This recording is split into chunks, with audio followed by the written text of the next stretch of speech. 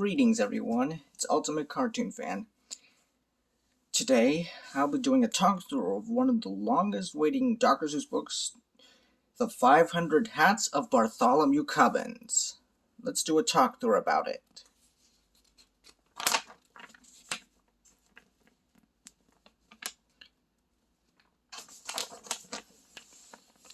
This is what Bartholomew Cubbins' hat looks like.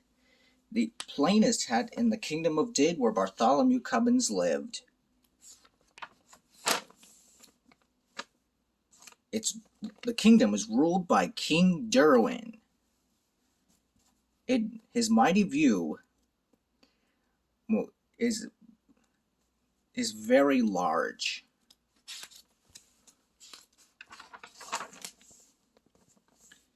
And Bartholomew Cubbins sees the kingdom's palace. The same view that King Derwin saw. Bartholomew Cubbins saw it backward.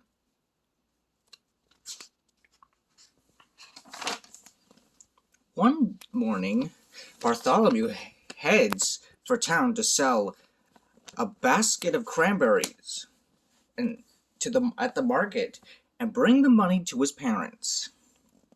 When Bartholomew Cubbins reaches the town, he sees the townsfolk bustle, all crowded around. There's the royal trumpeters.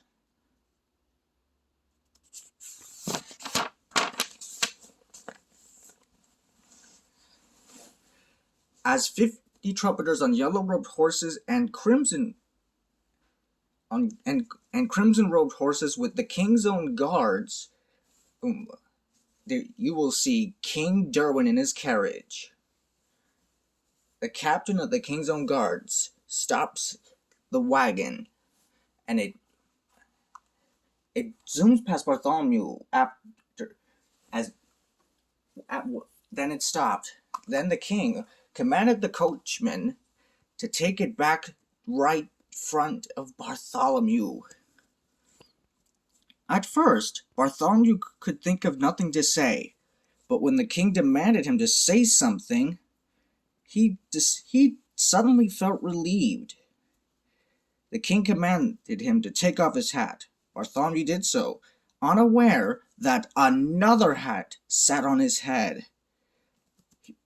At first, he didn't know about it until the king asked him what was on his head. When Bartholomew touched the hat, the king was right. Bartholomew was very confused. He snatched off that hat and stared at it in astonishment, the same as his own hat. The king yelled at him to take off his hat again. Bartholomew did so, but another appeared on his head. Outraged, the king yelled to the captain of the king's own guards to arrest Bartholomew and teach him to take off his hat.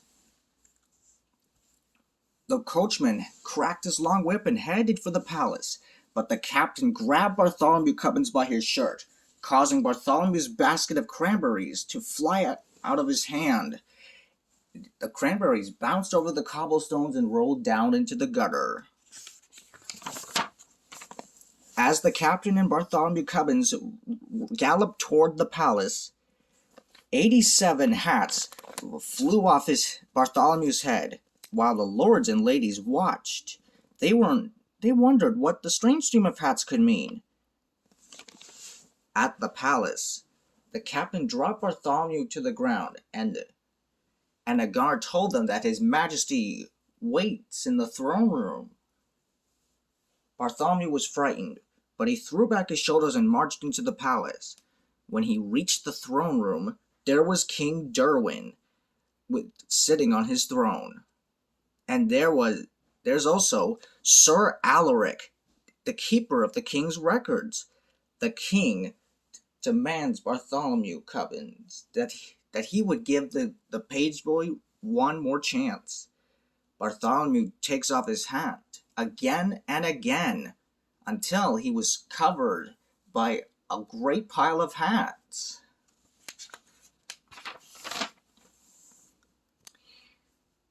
Sir Alaric counted the hats. He had taken off 45, 3 more down in the town, and 87 more that flew off Bartholomew's head as he and the captain were galloping up the hill. That made 135 hats. The king commands Sir Snips to come to look at the Bartholomew's hat. He told the king that he made hats out of cloth, gold, fine silks, gems, and ostrich plumes. It was the most ordinary hat that he'd ever set eyes on. The king told him that it would be simple for him to take it off. When Sir Snips knocked it to the floor, another appeared on his head. In a panic, Sir Snips screamed and rushed out of the throne room. Sir Alaric advised the King Derwin that it would be time to call the wise men. When Nad looked at Bartholomew Cubbins' hats, the king asked him to take off his hat, but Nad shook his head no. And when the father of Nad was told to, and when the father of Nad looked at Bartholomew's hats, he said nothing. He just locked his fingers across his beard. And the father of Nad wasn't any help either. He just looked at Bartholomew and nibbled at the end of his beard. The king bellowed in a terrifying voice that if that meant there was no one in the kingdom who could take off Bartholomew's hat. Then there was a small voice. It was the Grand Duke Wilfred, the king's nephew. He told the king that he would fix Bartholomew. The king thought for a minute and agreed, even though there was no harm in to give it a try. Bartholomew was taken out of the throne room. When the Grand Duke Wilfred saw Bartholomew Cubbins' hat, he laughed meanly. He decided that he needed a little target practice with his bow and arrow. When Bartholomew saw that the Grand Duke had only a child's bow, he didn't feel frightened, and told him that he could shoot with his father's big bow. Wilfred answered that his bow was plenty big enough for shooting hats, especially Bartholomew Cubbins' hat. The Grand Duke fired his bow, and arrows flew, causing more, and every time a hat was shot off, another appeared until the Grand Duke's bag full of arrows was gone, and once more a hat was on Bartholomew's head. That made 154 hats.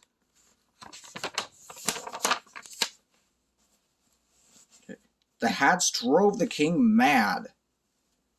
He sent the yeoman of the bowmen, and his branch was large and his bow was big as the branch of a tree. The yeoman fired his bow at Bartholomew Cubbins' hat.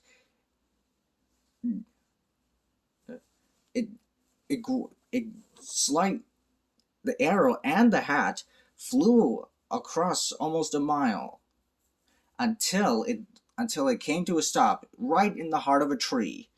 But yet another hat appeared, and the yeoman of the bowmen screamed in terror, saying it was black magic. Then just the words black magic gave the king an idea. He took Bartholomew back to the throne room, and he called his magicians. 7 came along with lean black cats. They began muttering at Bartholomew Cubbins to charm away his hat. But a chant didn't work. The magicians told the king that their charm would work in 10 years. Furious, the king ordered the magicians to leave. he couldn't wait 10 years to take off Bartholomew's hat. Yeah, that's too long. So the Grand Duke Wilfrid whispered to the king that if he were the king, he would chop off Bartholomew's head. The king knew it was a dreadful thought. Well, guys, I'm afraid that will have to do. Bartholomew Cubbins went downstairs all the way to the executioner's dungeons for the executioner to chop off his head. But when Bartholomew told him what the king had commanded, the executioner objected. He told him that he seemed like a nice boy, but Bartholomew insisted. He told the executioner told Bartholomew to take his hat off. Bartholomew asked why, but we don't know why. It was one of the rules. The executioner can't execute anyone with his hat on. So Bartholomew told the executioner to take it off for him. As he flipped off Bartholomew's head, another appeared. He flipped this one off, then another and another. Giving up, the executioner threw his axe on the floor, shook hands with Bartholomew Cubbins, and took him upstairs to the king.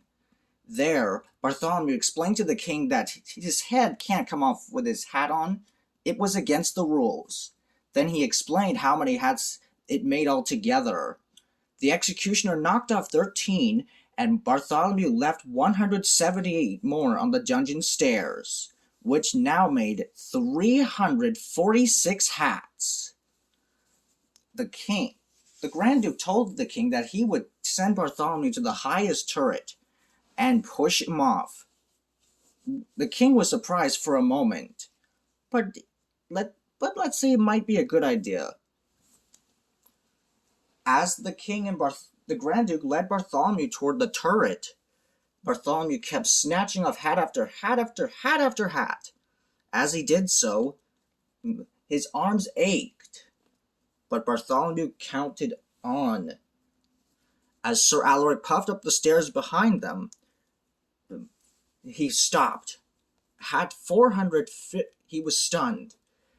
The hats began to change. Hat 451 had not one but two feathers. Hat 452 had three, and hat 453 also had three with a red jewel. Each new hat was fancier than the hat just before. Sir Alaric yelled for the king, but the king and the Grand Duke couldn't hear. They'd already reached the top of the highest turret with Bartholomew just behind them. At the top of the turret, when Bartholomew stepped up on the wall, the king and the Grand Duke gasped at what they saw. Bartholomew was wearing the most beautiful hat that had ever been seen in the whole kingdom of Did. He had a ruby, ostrich plumes, cockatoo plumes, mockingbird plumes, and paradise plumes. The Grand Duke Wilfrid was impatient. He wanted to push Bartholomew off. Luckily, the king was quicker than Wilfrid. He grabbed him by the back of his collar. Then he warned him that Grand Dukes never talk back to their king. He spanked the Grand Duke by his pants. No sooner after the king lifted Bartholomew down from the wall, Sir Alaric arrived at the top of the stairs.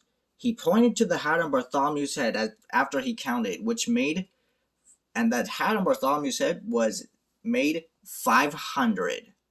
The king asked Bartholomew to sell that hat for 500 pieces of gold. Bartholomew agreed. As the king's hands trembled with joy, he reached for the hat. After a few minutes, Bartholomew smiled. His head was finally bare. The king and Bartholomew went down to the counting room and counted out the gold. Then he sent Bartholomew home to his parents with 500 pieces of gold in a bag.